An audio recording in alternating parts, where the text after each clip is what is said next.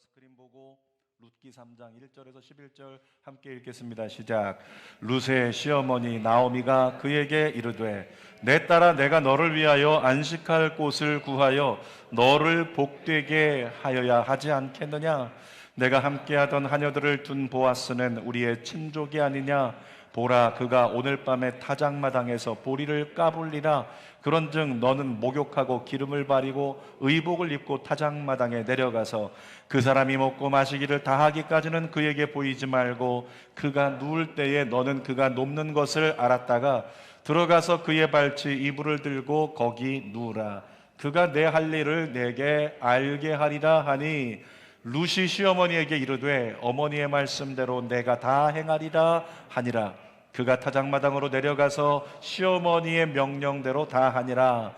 보아스가 먹고 마시고 마음이 즐거워 가서 곡식단 더미 끝에 눕는지라. 룻이 가만히 가서 그의 발치 이불을 들고 거기 누웠더라. 밤중에 그가 놀라 몸을 일으켜 본즉 한 여인이 자기 발치에 누워 있는지라. 이르되 내가 누구냐 하니 대답하되 나는 당신의 여종 룻이오니 당신의 옷자락을 펴 당신의 여종을 덮으소서. 이는 당신이 기업 물을 자가 됨이니이다 하니 그가 이르되 내 딸아 여호와께서 내게 복 주시기를 원하노라. 내가 가난하건 부하건 젊은 자를 따르지 아니하였으니 내가 베푼 인애가 처음보다 나중이 더하도다. 그리고 이제 내 딸아 두려워하지 말라. 내가 내 말대로 내게 다 행하리라. 내가 현숙한 여자인 줄을 나의 성읍 백성이 다 아느니라. 아멘. 아멘. 오늘은 룻기 3장 1절에서 11절 말씀 중심으로 특별한 은혜를 입은 사람, 따라할까요? 특별한 은혜를 입은 사람 여러분이 될지어다. 여러분이 특별한 은혜를 입은 사람이 됐으면 좋겠어요. 여러분, 사람은 인간의 편에서 사람을 보면 좋은 사람과 나쁜 사람이 있습니다. 그러니까 내가 보기에 저 사람은 좋은 사람, 내가 보기에 저 사람은 나쁜 사람, 이렇게 구분을 해요. 그러다 보니까 우리는 그런 잣대로 서로를 판단하고 이렇게 다르게 대한다는 겁니다. 근데 하나님 편에서 본다면 어떨까요? 하나님 편에서 보면 모두가 기준에 미치지 못하는 미달자들이라는 거죠. 하나님 앞에서 어느 누구도 나 온전하다고 말할 사람이 없다. 이게 성경의 증언이에요. 성경 볼까요? 로마서 3장 10절 시작. 기록된 바 의인은 없나니 하나도 없으며, 한 번 더, 기록된 바 의인은 없나니 하나도 없으며. 성경에 말합니다. 의인이 없는데 하나도 없대요.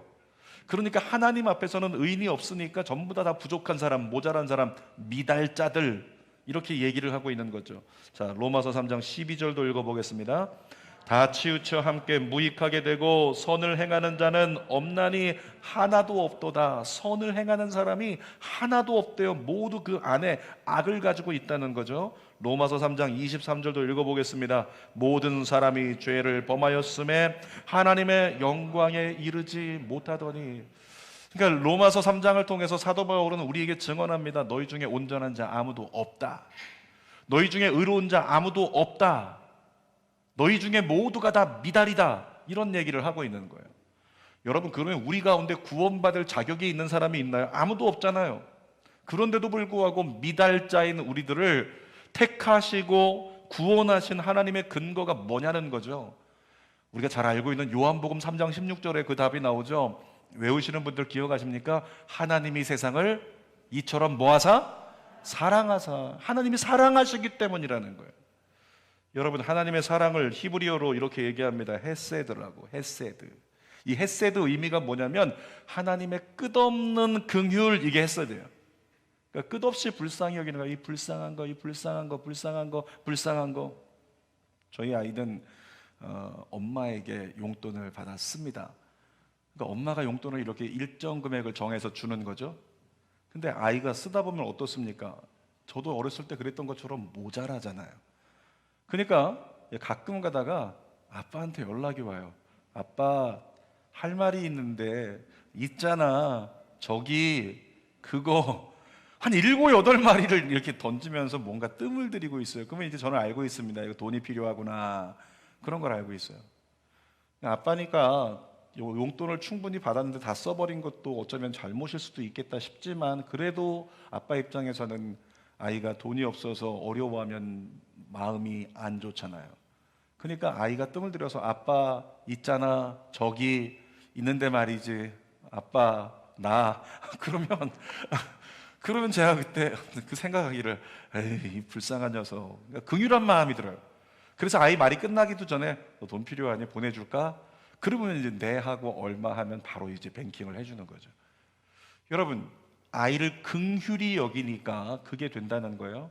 근데 부모가 아이를 긍휼히 여기는 게요, 조금 긍휼히 여기다가 다음부터 이젠 시쳇말로 짤 없어, 이젠 절대 아무것도 안 돼, 이렇게 하나요? 아니에요. 나중에 또 자녀가 또 손 벌리고, 자녀가 또 그냥 앓는 소리 하면 또 도와주고 또 베풀어주고. 예전에 이 기둥 옆에서 기도하던 우리 권사님 한번 기억합니다. 지금은 다른 곳에 계시지만 기도하면서 고민을 하고 있는 거예요. 막 고민하다가 아들이 사업하다가 다 이것저것 망해 먹었는데 한 번만 더 기회를 달라는 거죠. 뭘로?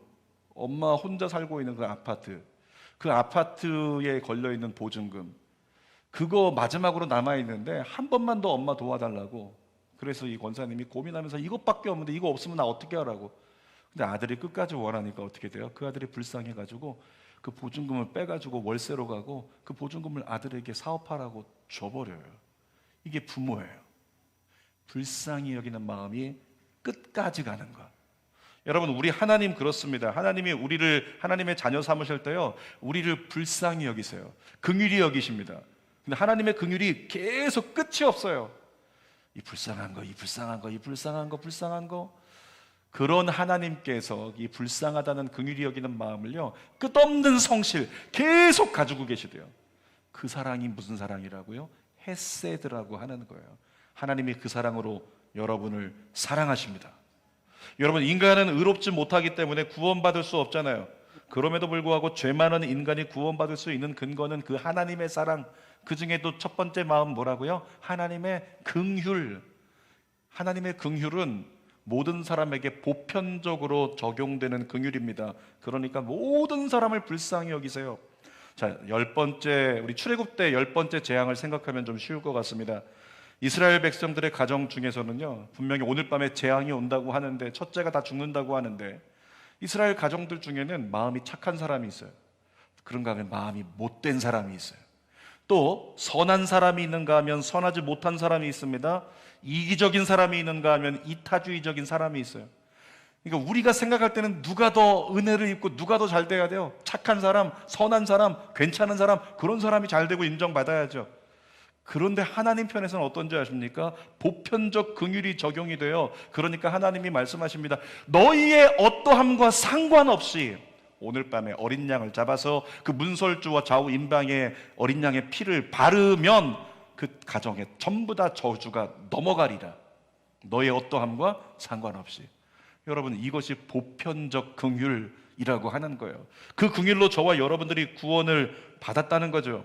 근데 이 보편적 긍휼로 구원받은 사람들 중에요, 특별한 은혜를 입은 사람들이 있어요. 그냥 구원받아가지고 나 구원받은 사람 턱걸이에서 그걸로 만족하고 있지 말고, 기왕에 나 구원받았는데 정말 하나님께 특별하게 쓰임받고 싶다. 여러분의 자녀 어떻습니까? 별 볼 일 없이 살았으면 좋겠어요? 별 볼 일 없다는 기준을 세상적인 기준으로 생각하지 말고요.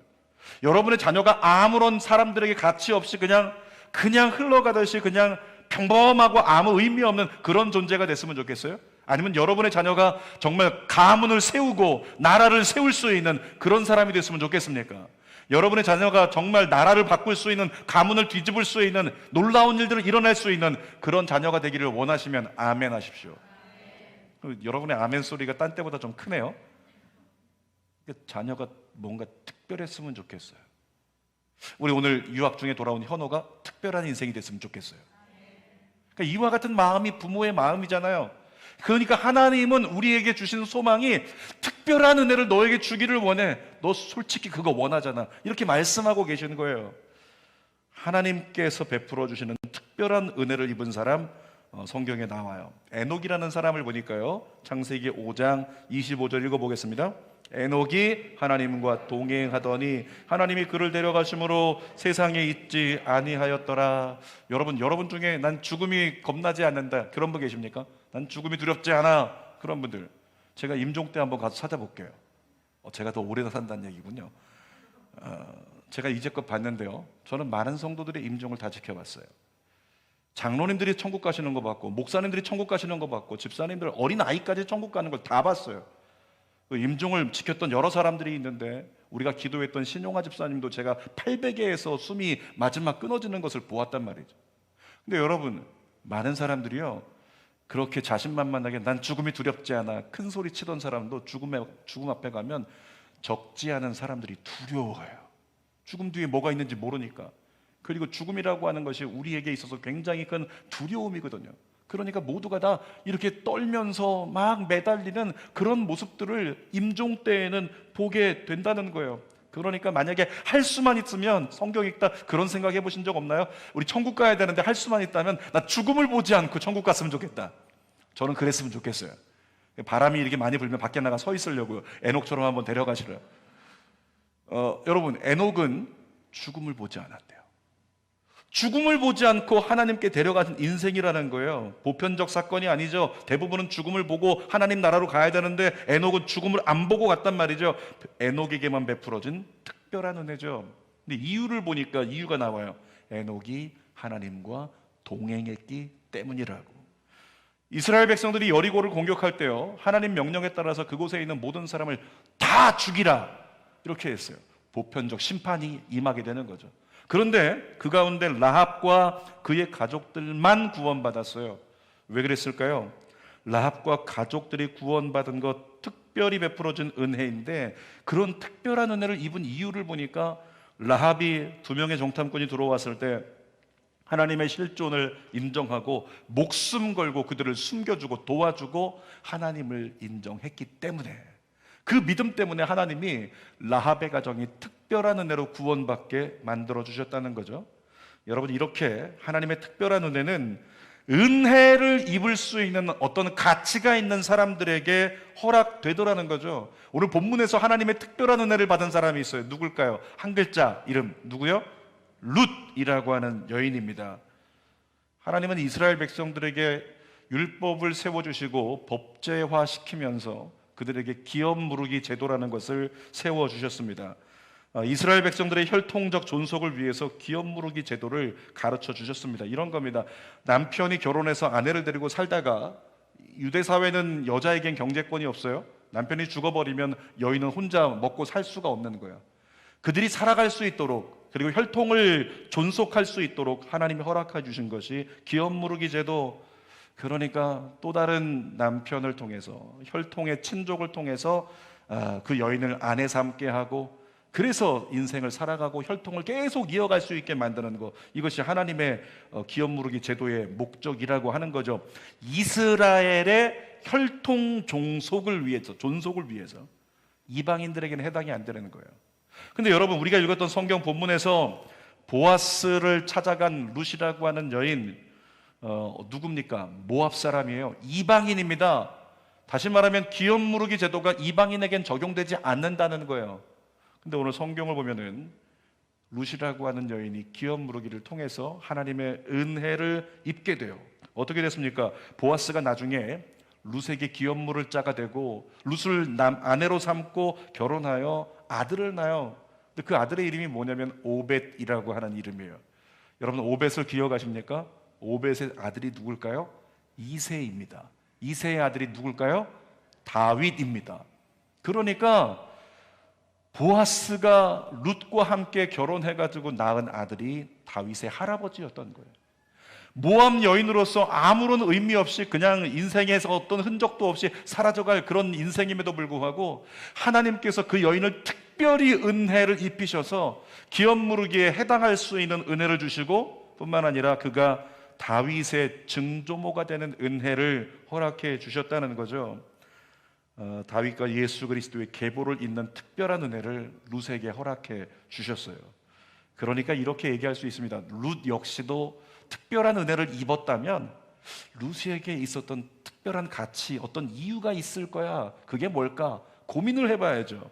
오늘 기왕의 그리스도인으로 사는 거, 저와 여러분들도 특별한 은혜를 입고 살기를 원하는데, 오늘 루스의 모습을 따라갈 수 있다면 저와 여러분들이 특별한 은혜를 입을 줄 믿습니다.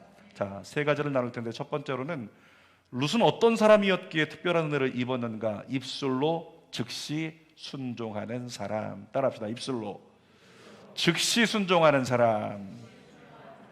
그게 룻이었어요. 자, 룻기 3장 1절을 함께 읽어보도록 하겠습니다. 시작.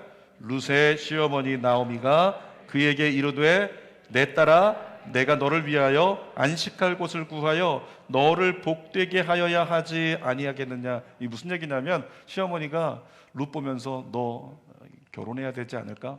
너에게 가정을 이루어주고 싶어, 이렇게 얘기를 하고 있는 거예요. 그리고 고민합니다. 고민하다가 이제 룻에게 이렇게 하면 가정을 이룰 수 있을 것 같아. 그리고 미션을 주는데 그것이 2절에서 4절이거든요 내용은 이렇습니다. 보아스가 타작마당에서 이렇게 타작을 끝내고 술에 취해서 잘 때 말이지, 그때 네가 침실로 몰래 들어가서 이불을 들추고 보아스 옆에 누워라, 이런 얘기를 하고 있는 거예요. 여러분, 룻의 입장에서 이거 시어머니가 노망이 났나? 생각을 해야 되지 않을까요? 아까도 얘기했지만 기업 무르는 그 자격은요, 같은 민족이어야 돼요.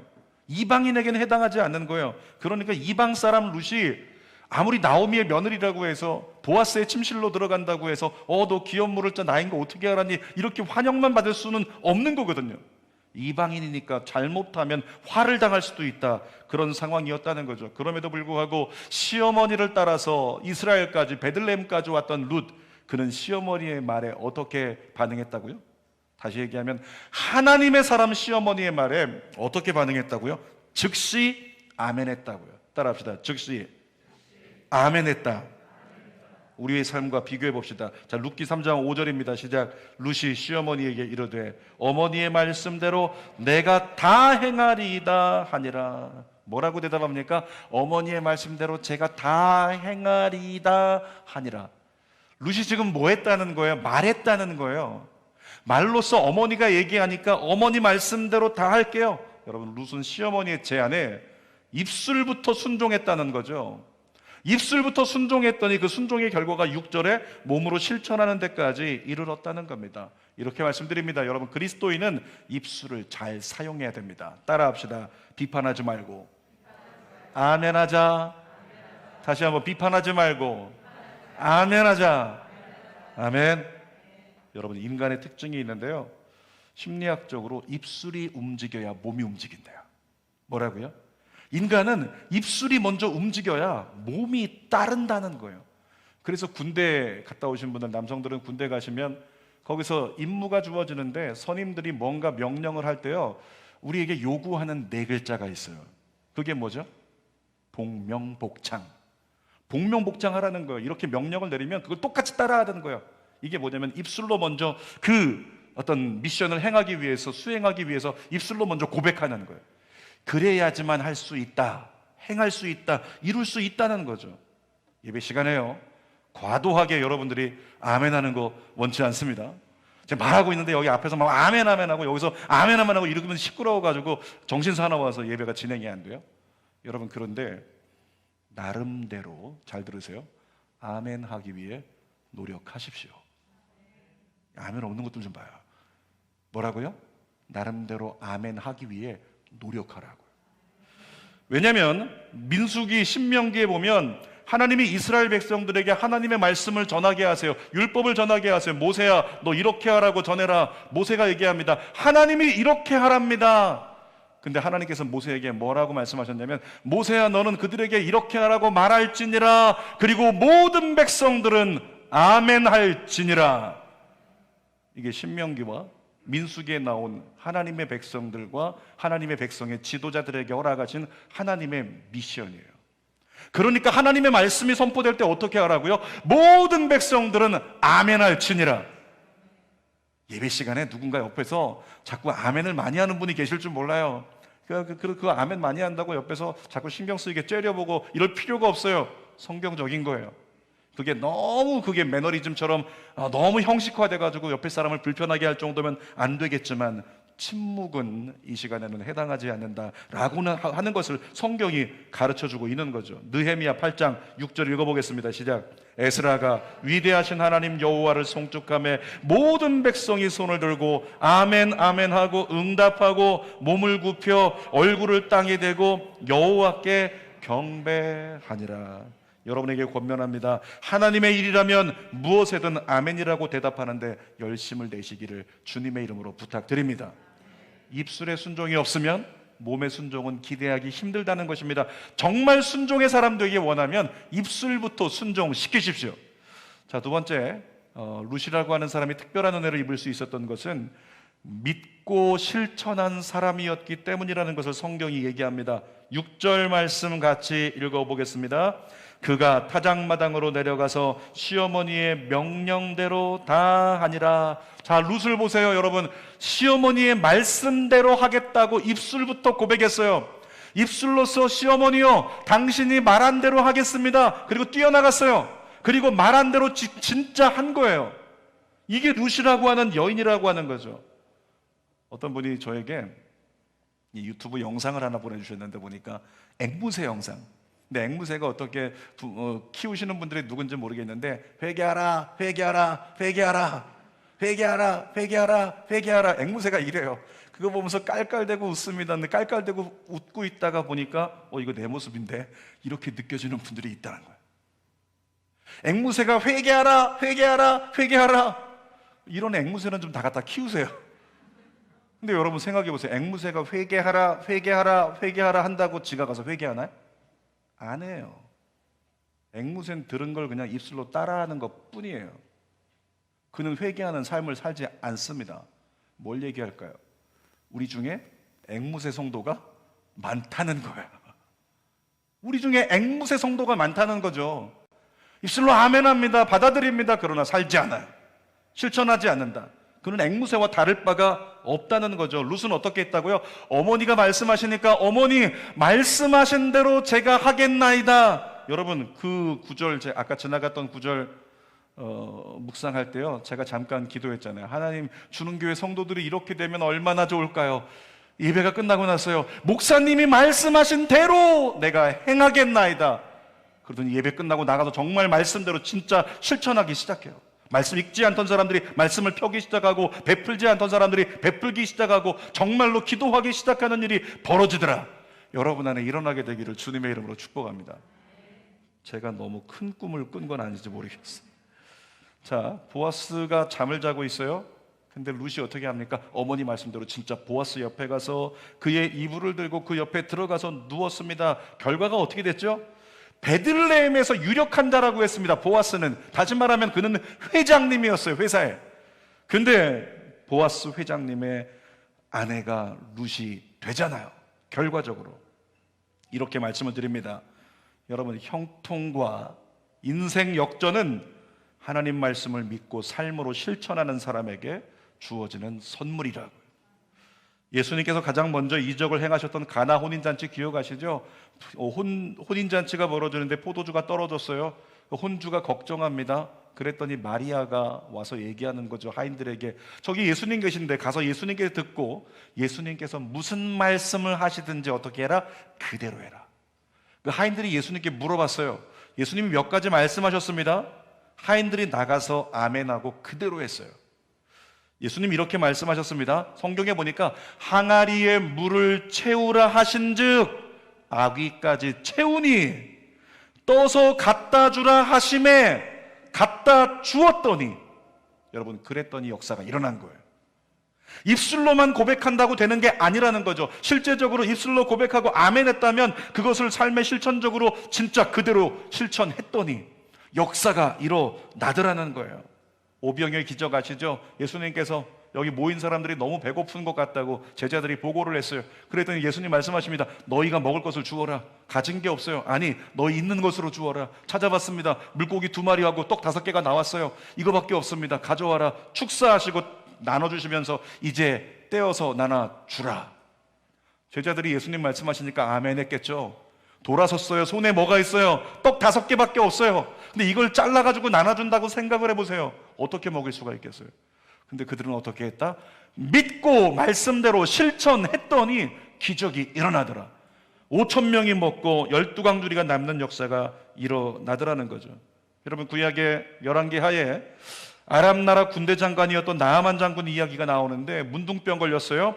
그래서 엘리사 찾아가면 나을 수 있다고 하니까 찾아갔습니다. 엘리사가 얘기합니다. 요단강 들어가서 7번 목욕하면 당신 나을 수 있습니다.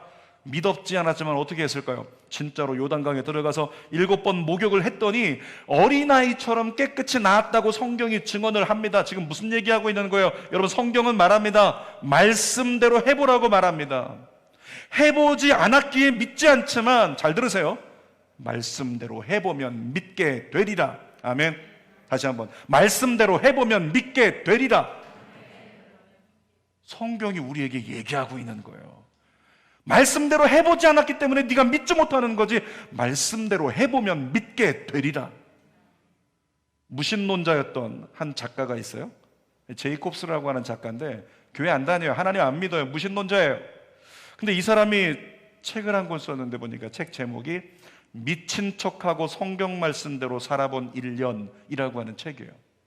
자, 무신론자입니다. 근데 무신론자가 1년 동안 성경을 한번 내가 실험해 보겠다고 진짜 성경대로 하면 역사가 일어나는지, 성경을 창세기부터 펼쳐갖고 넘겨가면서 하나하나 실천하기 시작합니다. 예물에 대한 거 실천합니다. 베품에 대한 거 실천하는 거예요. 누가 겉옷을 달라 하면 속옷까지 주는 거 실천하는 거예요. 성경 말씀대로 전부 다 부정한 것은 먹지 말고, 그렇게 성경 말씀대로 1년을 딱 살고 난 다음에 3가지 결론을 내놨어요. 무신론자가. 그 3가지, 첫 번째가 뭐냐면, 그리스도인들이 얼마나 성경과 상관없는 삶을 사는지 알게 됐습니다. 그의 대답이에요. 자기가 성경대로 살아보니까 내가 알고 있던, 내가 보았던 교회 다닌다는 사람들 전부 다 성경대로 안 살더라는 거예요. 그걸 확인했다는 거죠. 자기가 살아봤더니.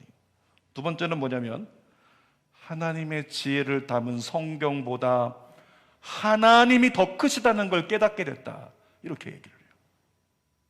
하나님의 실존을 알게 됐다는 거예요. 그와 같이 무신론자가 고백을 해요. 세 번째로 그가 마지막으로 내렸던 결론이 뭐냐면, 1년 동안 성경대로 살고 나서 내 안에 나도 모르게 습관이 생겼는데 아침에 일어나면 감사하고 기도부터 한대요. 아침에 일어나면 감사하고 기도하리라. 여러분의 일상이죠? 너무 많이 찔려요? 아침에 일어나면 기도부터 하고 감사한대요. 왜? 하나님이 실존하시거든. 그걸 깨달으니까. 사랑하는 여러분, 결국 말씀대로 실천해야 신념이 아니라 신앙을 가질 수 있고 교인이 아니라 그리스도인이 될 수 있다는 것입니다. 따라합시다. 신념보다 신앙, 교인보다 그리스도인. 여러분 되시길 바랍니다. 마가복음 16장 16절 읽어볼까요? 믿고 세례를 받는 사람은 구원을 받을 것이요 믿지 않는 사람은 정죄를 받으리라. 여러분, 옳고 그름은 내가 판단하는 것이 아닙니다. 그것은 주님이 판단하시는 거예요. 그러므로 하나님 말씀이라면 먼저 입술로 순종하고 믿음으로 실천하는 것, 그것이 매우 중요하다는 사실, 그래야 특별한 은혜를 네가 입을 수 있다는 것, 우리 모두가 놓치지 않았으면 좋겠습니다. 자, 세 번째로 룻이 특별한 은혜를 입을 수 있었던 이유가 있다면 성경은 그가 현숙한 여인이었기 때문이다 라고 얘기합니다. 현숙함의 뜻이 뭐냐면 어질다, 온전하다, 이런 뜻을 가지고 있어요. 어진 마음으로 온전한 그와 같은 마음을 가진 사람, 그가 현숙한 사람이었다는 거죠. 룻이 11절 말씀 읽어봅시다. 시작. 그러므로 이제 내 딸아 두려워하지 말라. 내가 내 말대로 내게 다 행하리라. 내가 현숙한 여자인 줄을 나의 성읍 백성이 다 아느니라. 모든 사람들이 보기에, 모든 사람이 증거하기에 현숙한 여인이 되니까. 내가 생각하기에 괜찮은 사람 아니에요. 사람들이 인정해 줘야 돼요. 사람들을 위해서 살라는 거 아니에요. 성실하게 어질게 온전하게 살려고 노력하다 보니까 주변에 있는 사람이 얘기하는 거죠. 야, 저 사람은 정말 현숙한 사람이다. 이렇게 인정했던 사람이 보아스, 룻이라고 하는 사람이라고요. 이 보아스는 룻 때문에 감동했습니다.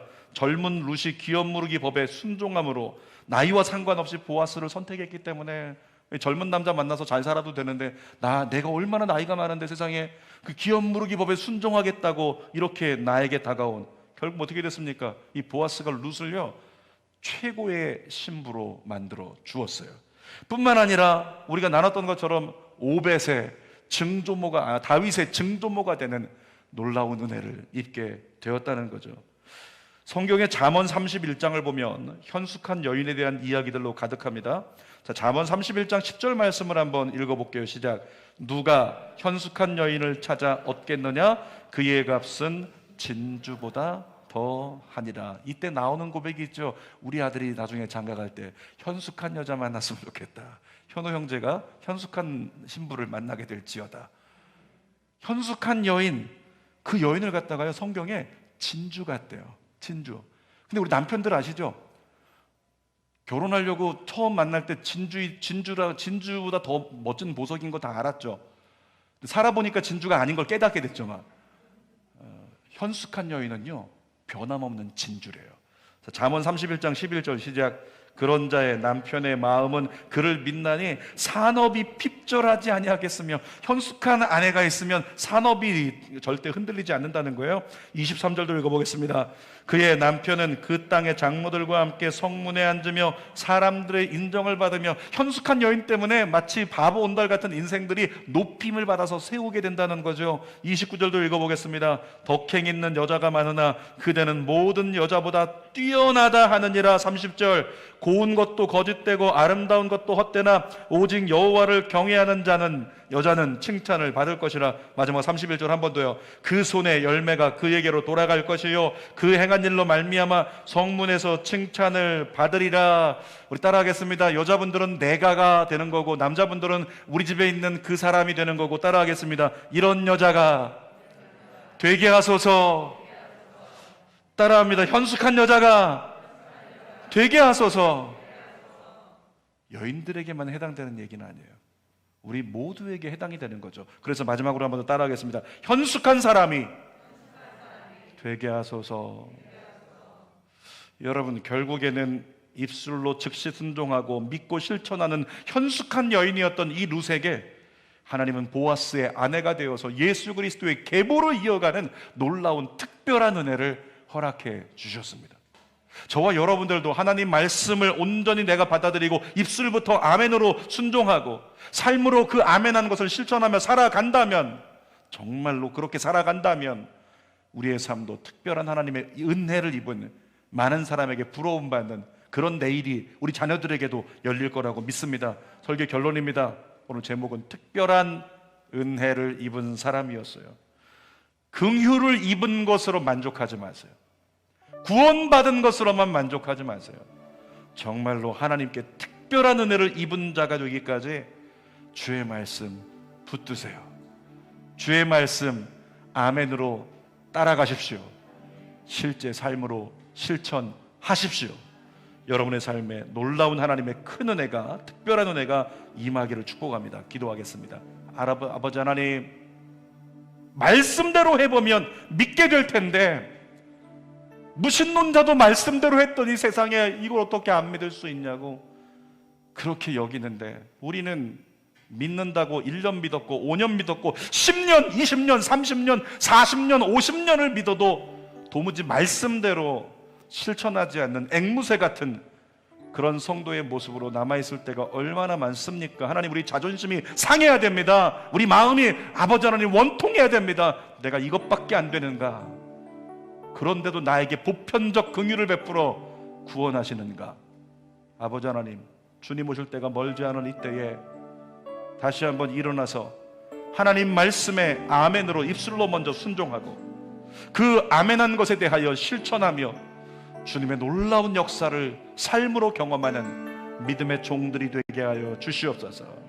예수님의 이름으로 기도하옵나이다. 아멘. 두 손을 가슴에 대고 함께, 하나님, 그런 은혜가 필요합니다. 정말 특별한 은혜가 필요해요. 나에게 은혜를 부어주시옵소서. 그렇게 실천할 수 있는 우리 그 마음의 소원 가지고 함께 찬양하고 기도합니다.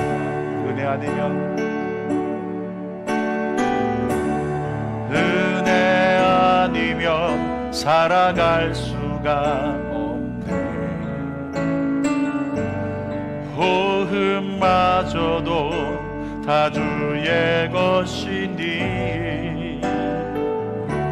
세상 평안과 위로 내게 없어도 예수, 오직 예수뿐이네.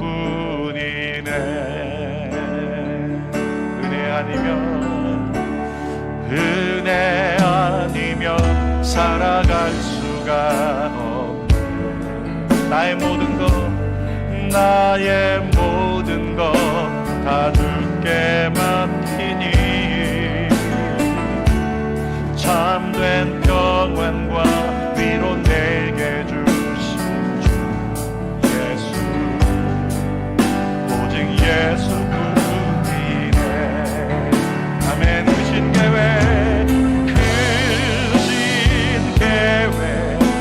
다 볼 수도 없고 작은 고난에 지쳐도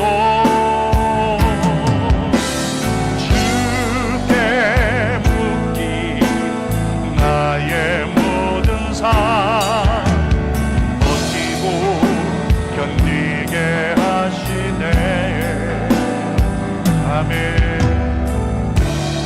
은혜 아니면 살아갈 수가 없네. 나의 모든 것 다 주께 맡기니 참된 평안과 위로 내게 주신 예수, 오직 예수뿐이네. 눈을 감고 하나님 앞에 기도